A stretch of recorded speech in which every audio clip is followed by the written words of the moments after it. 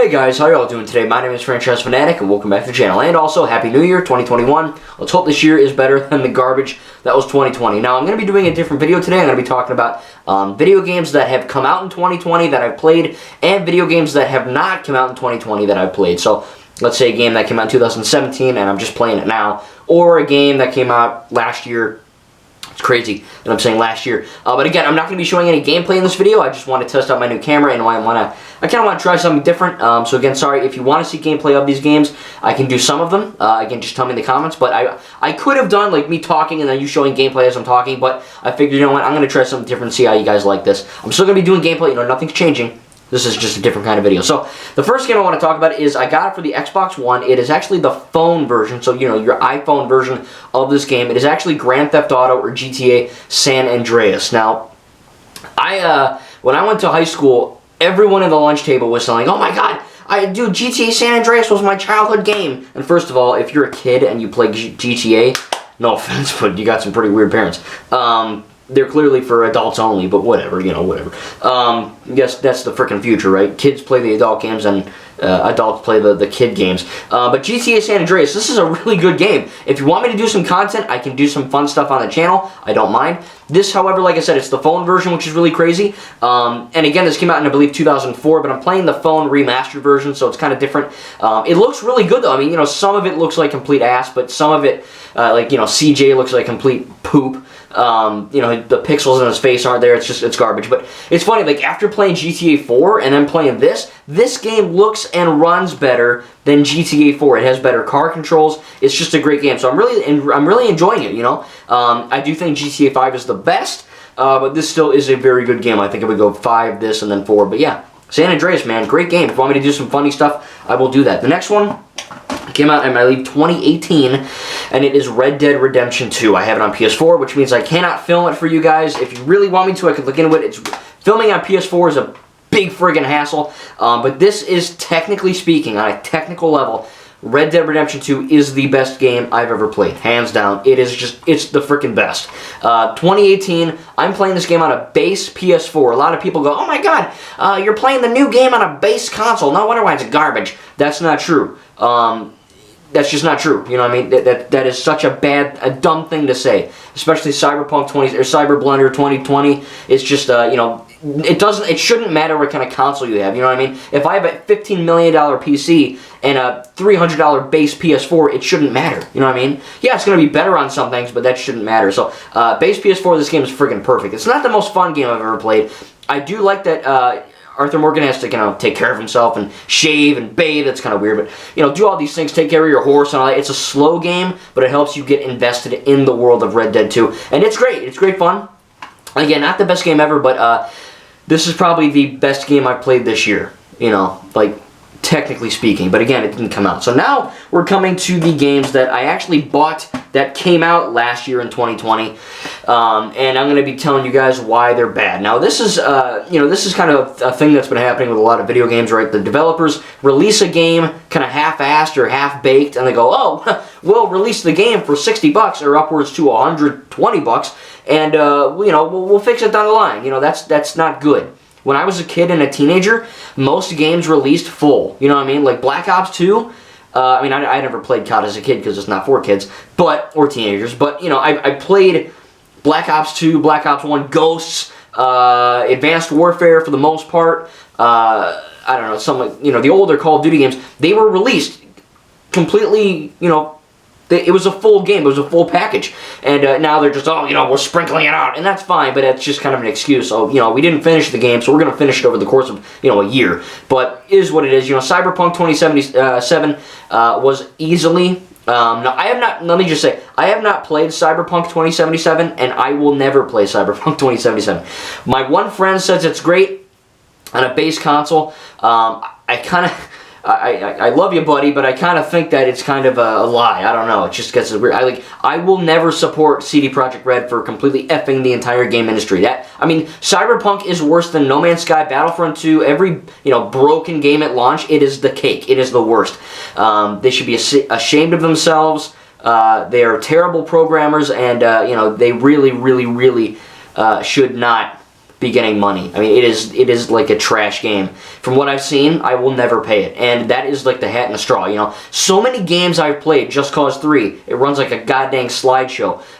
You know, so many. I don't know. There's too many games to count where they said it's going to be great and it wasn't. You know, some of them got fixed, and Cyberpunk is in the midst of getting fixed.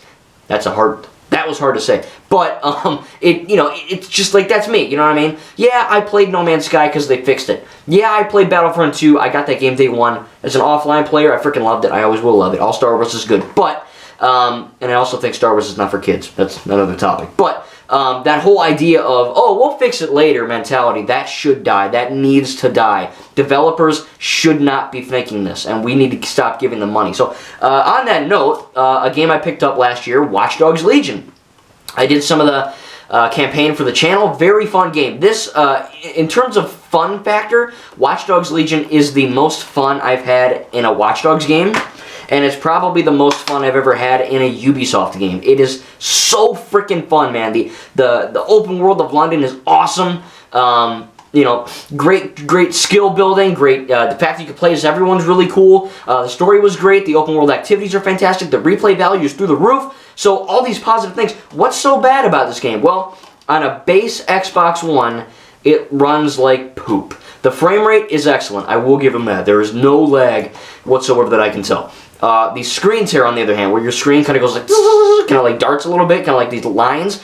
This is the worst screen tearing ever. I didn't even know what screen tearing was until I bought this game. A 2020 game made by a AAA developer who has been known to release some buggy games in the past, but most of their games from Ubisoft have been really excellent. This is not an excellent game. I would give this game like a 6 or 7 out of 10. You know, it's fun as hell, yeah, but it's broken as hell, and that's not good. You know, that really isn't. Like I said, the screen tear makes my eyes bleed. I mean, I get sick. I don't throw up, but I have to turn the game off after like an hour or two because of how bad it's giving me a friggin' migraine, because every time you turn the camera, the screen's going zzz, you know what I mean? And there's these idiots on Twitter telling me, Franchise Fanatic, it's because you have a base console. No.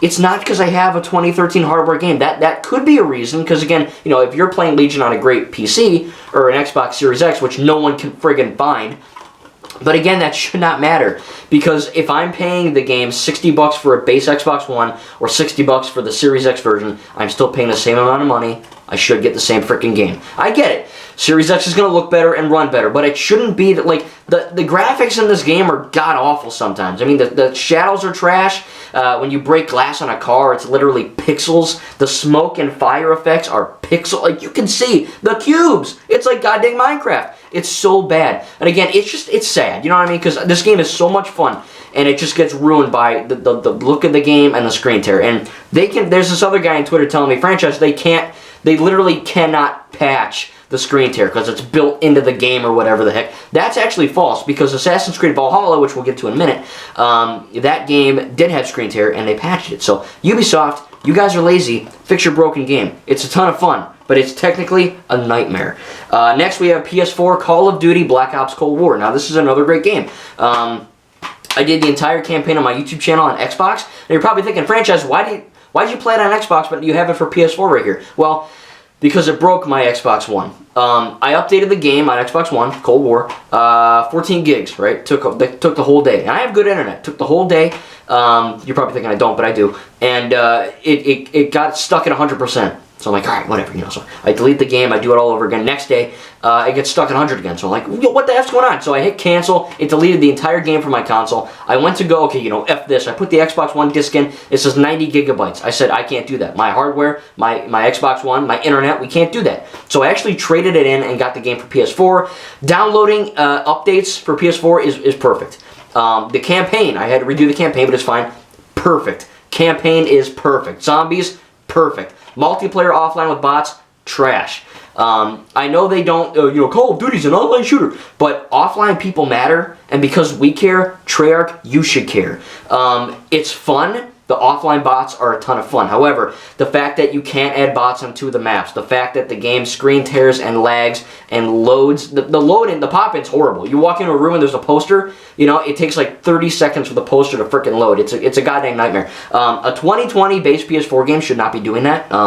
I know it's a China virus game, but it is definitely a broken game. So again, campaign and zombies, man, 10 out of 10. But bots, offline bots, multiplayer, you guys, it's fun, and I love playing it, but it's a technical nightmare.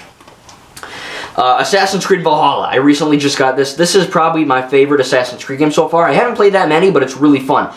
This game is actually on a base Xbox One. It's really good. It doesn't look fantastic. I think it's like 720. The worst thing in this game, looks-wise, is the water. The water looks very pixely and Minecraft and blocky. That's not good.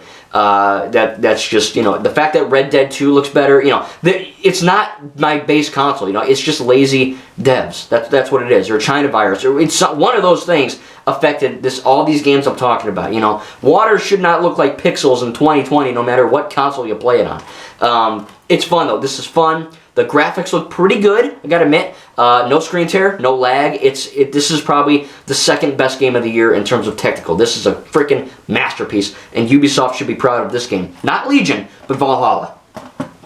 Next game is Star Wars Squadrons, a great addition to the Star Wars canon.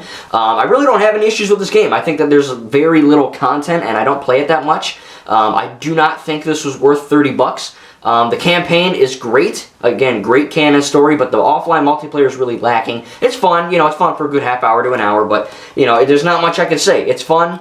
It's not, you know, it is not Battlefront 2. That's all I'm going to say. But not really any glitches, you know what I mean? It's just kind of, I had to redo a mission in the beginning, but whatever. So this is it, guys. This is the final game that I bought in 2020. This might sound like a shocker to you guys, but you know, I'm just gonna come out and say it. This is the best game technically.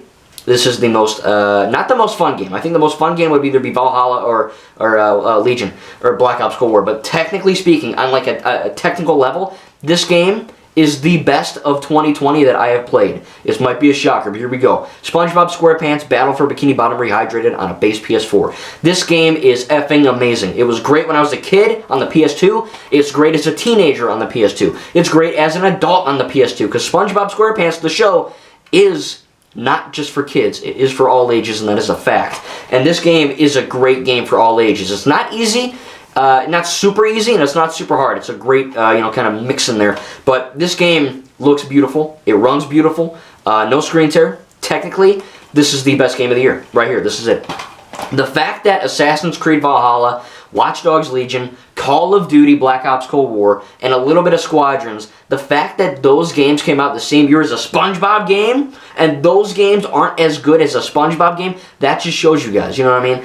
The video game industry is lazy. They know that if you slap a name on something, that we will pay money for it. So 2020 was a bad year for a lot of reasons, and it was also a pretty shite year for video games.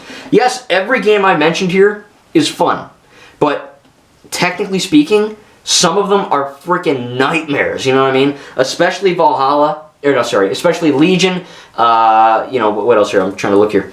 SpongeBob was great. San Andreas was great. Red Dead 2 was great. Legion, nightmare. Cold War, nightmare. And Squadrons is just fine. Valhalla is probably the best one. There is a glitch in Valhalla. Whenever you die, you freaking like respawn drunk, which is kind of annoying. I think they should fix that. But again, guys, here, I'll show you. These games right here, man. This is everything I played in 2020. And I gotta tell you, the best one was SpongeBob. And, you know, what are you going to do, you know? So hopefully, Hogwarts Legacy, Lego Star Wars The Skywalker Saga, those are the only games I'm really looking forward to this year in 2021, and I hope they don't F it up, you know what I mean? Because so many games have been, I've been cheated so many times, you know what I mean? No Man's Sky's garbage in the beginning. Just Cause 3, I can't even play it for more than 5 minutes because it's like a goddamn slideshow.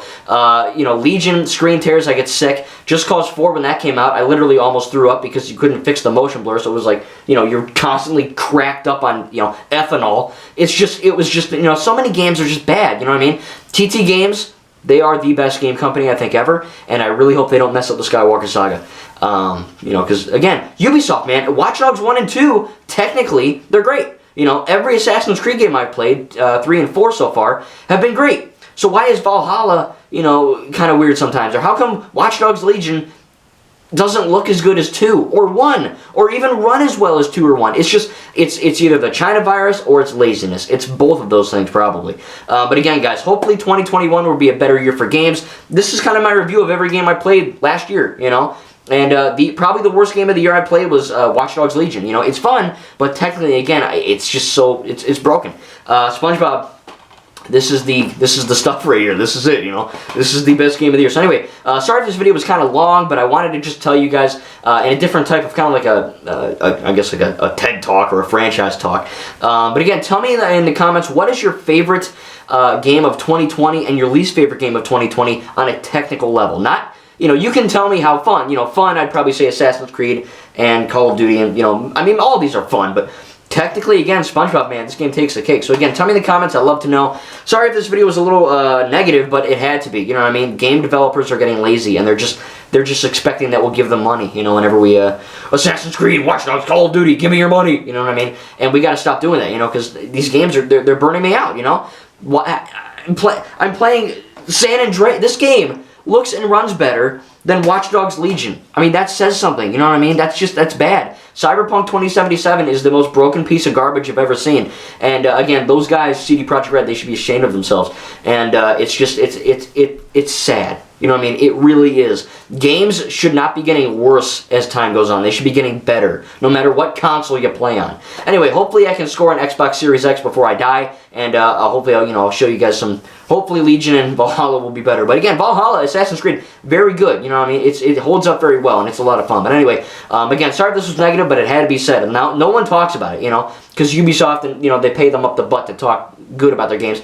I don't get paid, so. You know, I'm telling you as it is. Again, Squadrons, good. Valhalla, very good. Cold War, great, but the multiplayer is destroyed. Watch Dogs Legion, really fun, but the screen tear makes me sick. Red Dead 2 and San Andreas are surprisingly perfect, and SpongeBob SquarePants is the best game of the year. So anyway, or of last year. So anyway, again, hopefully Hogwarts Legacy and Lego Star Wars The Skywalker Saga will be getting news on both of them soon. Hope you guys enjoyed, and again, we got to expect better from these guys. Thank you guys, and we'll see you in the next video.